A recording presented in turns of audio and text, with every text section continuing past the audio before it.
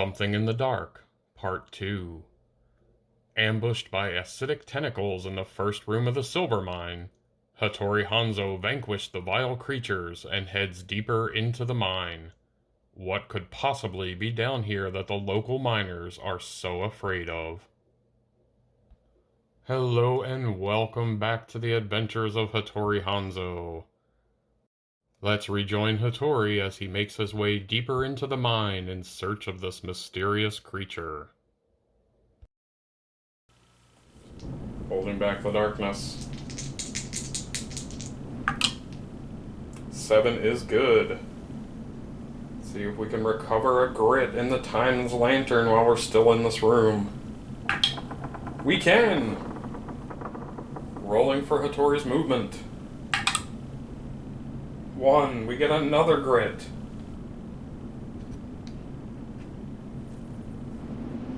We're going to go ahead and spend 2 grit to remove the 2 bleeding markers. Holding back the darkness. 7 is good again. Rolling for movement. 5. Hattori will look through the doorway. We have found a collapsed grave. Adjusting our map. We do have an advanced encounter for this room. Falling bodies. Passing by one of the rocky walls, you see a trickle of liquid streaming down the stone. Reaching out to touch it, your fingertip shows dark red with thick blood. With a crack from above, a portion of the ceiling and wall give way, cascading rock, earth, and bodies down into the room. Every hero immediately takes D6 hits and D6 horror hits from the falling debris and rotted corpses. Yikes. Our dragon die will be our regular hits, our darkstone die will be our horror hits. 3 regular hits, 5 horror hits. Do our horror hits first. Our willpower is 4+. We defend 1 and take 4 points of sanity damage. Our regular hits, our defense is 3+. We defend all 3. Then make a luck 5+ test. Hattori has 3 for luck. He is successful. Draw a loot card as you find something of value amongst the rocks and gore. D3 Darkstone. 1 piece of Darkstone. Revealing our exploration token. 2 doorways and attack, and our first clue icon, so we need to roll to see if this is the creature's lair. A peril die +1 for each clue icon we have found. So we'll just have +1 to this roll. If it's 7 or higher, we have found the lair. No, only a 4. We do add another Growing Dread card to the stack, as we didn't find the lair, but we did catch a glimpse of something burrowing through the walls up ahead. We will be getting attacked by 1 Oni and 2 Tengu. The Oni is a demon myth enemy, large size at initiative 4. They have Terror 2. A hero starting their activation on the same map tile automatically takes 2 horror hits. They have the Bash ability. A hero that takes 1 or more wounds from an Oni combat hit during the turn is knocked back 3 spaces directly away from the Oni, moving through any models in the way. If the hero would end in an occupied space or off the board, instead place them in the last empty space move through, and they get an extra D6 wounds that ignore defense. They also have Tiger Pants, which means they're tough, immune to critical hits. They have a 5 for movement. We can escape on 4+. Their melee to hit is 4+. They roll 3 combat that do 5 damage each. They have 3 for defense and 20 health. His 2 elite abilities will be 4. Demonic Brute. Their melee to hit rolls are now 3+. And 5. Consume. At the start of each Oni model's move, roll a d6. On the roll of 5 or 6, remove an adjacent medium-sized or smaller enemy or ally model with the lowest current health, and that Oni gains plus X combat this turn, where X is equal to the consumed model's current health. That's amazing. Tengu are Demon, Myth, and Dragon Army enemies. They are medium size at initiative 8. They have flight. They move through other models and change targets each turn. They are Sword Masters. To hit rolls of 6+, do double damage. For each to hit roll of 1 that an adjacent hero rolls, cancel their highest rolled successful hit. If there are no successful hits left to cancel, instead this enemy does 1 free combat hit to that hero outside of the normal turn sequence. This ability applies for each Tengu model that's adjacent. They have a movement of 10. We can escape on 4+. Their to hit rolls are 3+. They have 4 combat that do 3 damage each. They have a 3 for defense and 9 health. The Tengu elite abilities will be 3 Poison Claws. Heroes that take 1 or more wound from Tengu combat hits during their turn also gain a poison marker. 5 Elongated Noses. They are +2 to combat. So they will now be rolling 6 combat each. Holding back the darkness.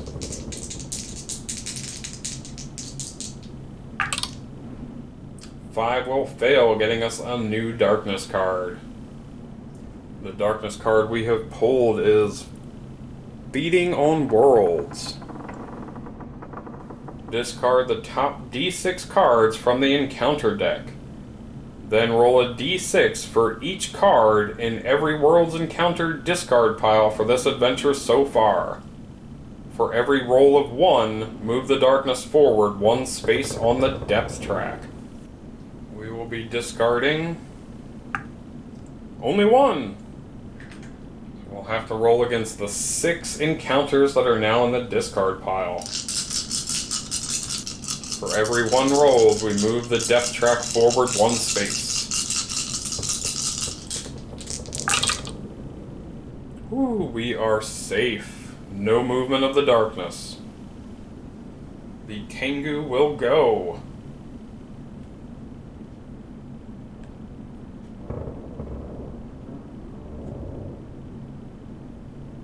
They each roll 6 combat, so we'll do them individually.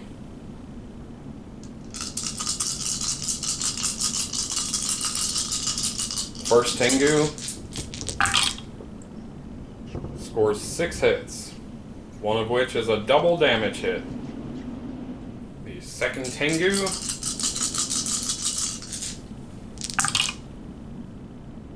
scores 4 hits, one of which is a double damage hit. Hattori will attempt to block the double damage hits first. Needs a 3+. He successfully blocks the double damage hits.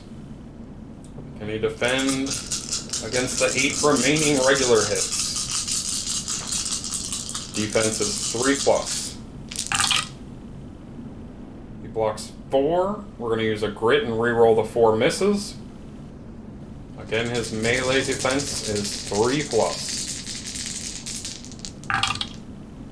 And he defends against all 4 of the remaining hits. Oni will go. He only moves 5.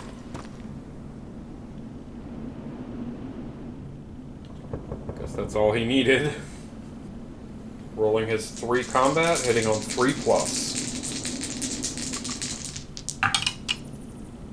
Scores 2 hits. Hattori defends on 3+.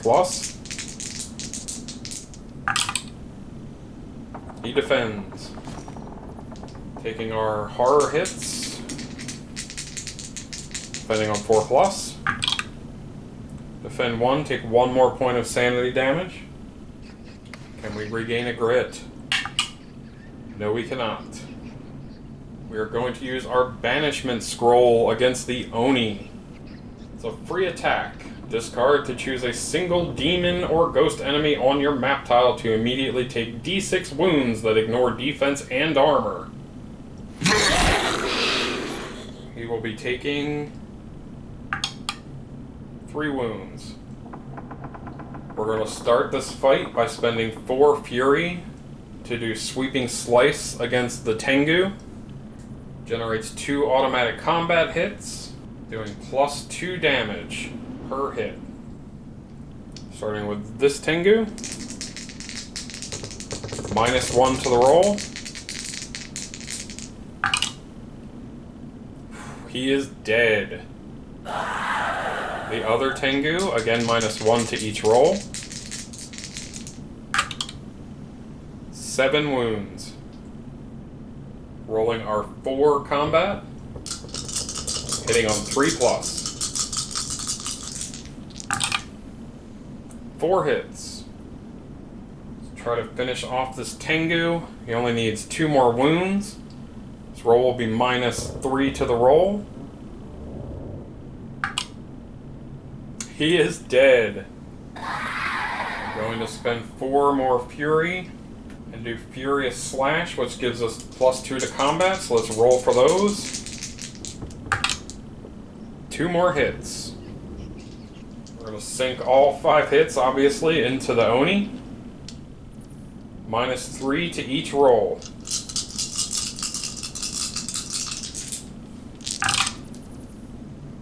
These 2 do nothing. The remaining hits do 6 more wounds. It's holding back the darkness. 7 is good. Oni will swing his club for his 3 combat, hitting on 3+. Scores 3 hits. Hattori defends on a 3+. He defends all 3. Can Hattori recover a grit? No. Rolling his 4 combat against the Oni. Scores 4 hits. Each of these hits is -3 to the roll.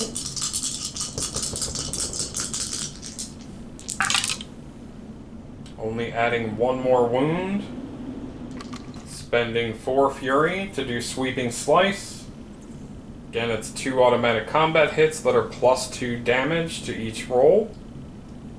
So these rolls will be -1 to the rolls. 7 more wounds. We need to defend the Terror for Hattori. 4+ willpower. No, he takes 2 more points of sanity damage. Holding back the darkness. 4 will fail. The Oni will go, rolling his 3 combat, hitting on 3+. Only scores 2 hits this time. Hattori defends on 3+. He defends them both. Taking Hattori's 2 horror hits. He defends those. Can he regain a grit? No. Rolling his 4 combat, hitting on 3+. Scores 2 hits. Each of these rolls will be -3 to the roll. 2 more wounds. Actually, we'll spend 2 Fury to add +1 to that damage, and he is dead. Let's see what kind of loot we have gotten. Gold nuggets, D6 times $50. $150. Catching our breath. We will heal 3 sanity. And again, our Ganyuku mask allows us to heal an additional, healing 4 sanity. Holding back the darkness. 10 is good. Rolling for Hattori's movement. 3.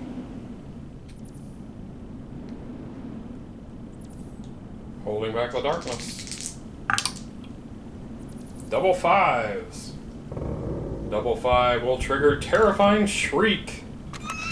A shriek of pain and suffering echoes through the mine, chilling you to the bone.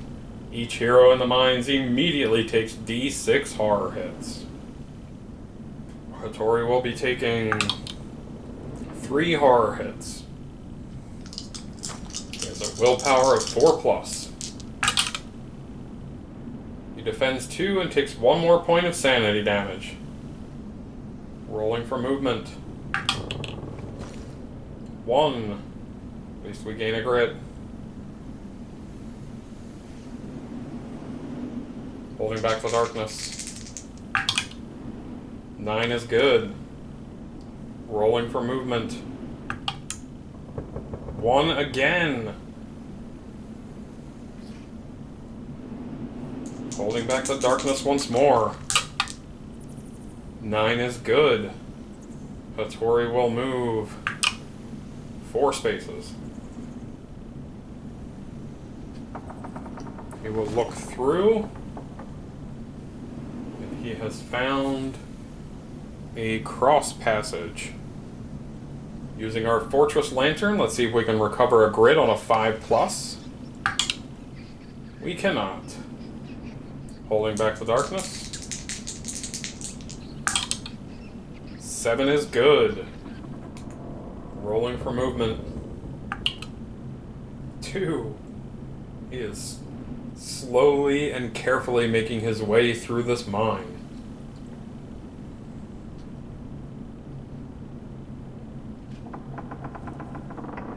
Holding back the darkness. 9 is good. Rolling for movement. Gonna move ahead 1. We will look through the doorway. And we have found a vampire nest. We do have an advanced encounter for this room. Neither living nor dead. Several dead bodies lay around the room, drained of blood with a ghastly pallor. The fiends who did this will pay for their evil deeds. Stepping into the room, you freeze in place as the bodies begin to sit up, one by one, turning to stare at you with soulless, dead eyes. Every hero immediately takes D6 horror hits. 5 horror hits. We have willpower 4+. We defend 3 and take 2 more points of sanity damage. Any hero ending their move on this map tile takes 1 hit that does 2 damage as the soulless thrall scratch and claw at you. Remains in play. Let's reveal the exploration token. 2 doorways and 2 encounters. Our first encounter is Biting Mites. It starts as a simple itch on your neck, scratching, then a sharp pain on your leg, then your hand. You shake yourself violently to try and get rid of the tiny mites that swarm across your skin. Make a strength 5+ test. Hattori has strength of 4. For every 5+ roll, gain 10 XP. For every roll that is less than 5, take 3 wounds, ignoring defense. Can our armor block any of these 9 wounds? Our armor is 4+. We block 4. Let's use Wall of Steel to reroll these 5 missed ones. Again, armor is 4+. We only take 1 wound. Then make a luck 6+ test. We have 3 for luck. Draw 2 loot cards as you uncover the body of a fallen traveler that was drained by the mites. First loot card is a Darkstone Shard. Our second loot, $250. Our second encounter, Deep Shadows. The shadows in the far corners of the room seem to writhe and twist in the darkness. As the lantern's light crackles and flickers, the shadows seem to be getting closer and closer with each flicker. Make a Spirit 4+ test. We have 3 for Spirit. We are successful, gain 10 XP. Holding back the darkness. 6 will fail, getting us a Growing Dread card. Rolling for movement. 4.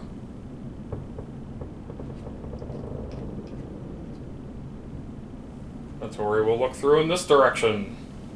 And he has found the Black Pool.